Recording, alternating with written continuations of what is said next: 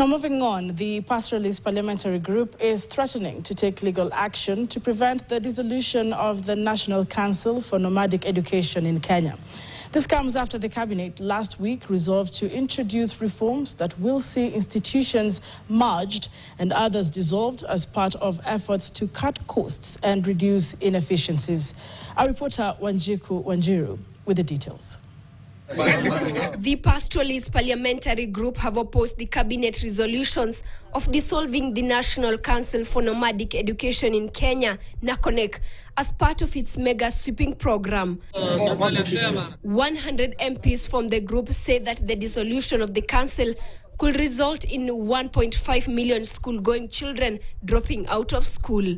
This amidst plans by the council to revamp itself to be able to accommodate as many school-going children as possible in order to see that many children remain in school. Out of 2.5 million learners who are out of school, 1.5 million are from the Pastoralist region.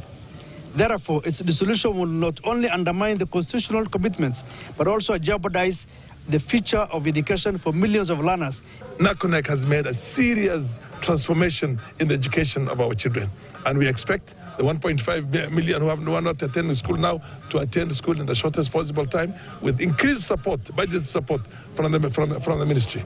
They say that the government should instead allocate more funding to the council, which for years has supported millions of students' access to education, especially from marginalized communities. Nobody should touch NACONEC, because if you are touching NACONEC, you are touching us. And you are touching the children of the pastoralists. Embolden it, create more funding, more opportunities. That is what we expect. Not dissolution, and we will not accept. NACONEC is a semi-autonomous government agency that works to improve access to education for marginalized communities in Kenya.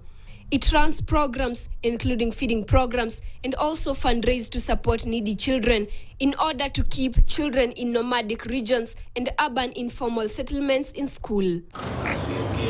The cabinet on Tuesday, 21st January, announced plans to dissolve 9 state corporations and merge 42 others as part of a sweeping reform program aimed at improving efficiency and reducing government's wage bill. The plans will see key funding and regulatory bodies merged, institutions dissolved, including NACONEC, and other outdated agencies closed. The MPs have threatened to take legal actions to prevent the dissolution of the council. Wanjiku Wanjiru, KTN. Meanwhile, Lands Cabinet Secretary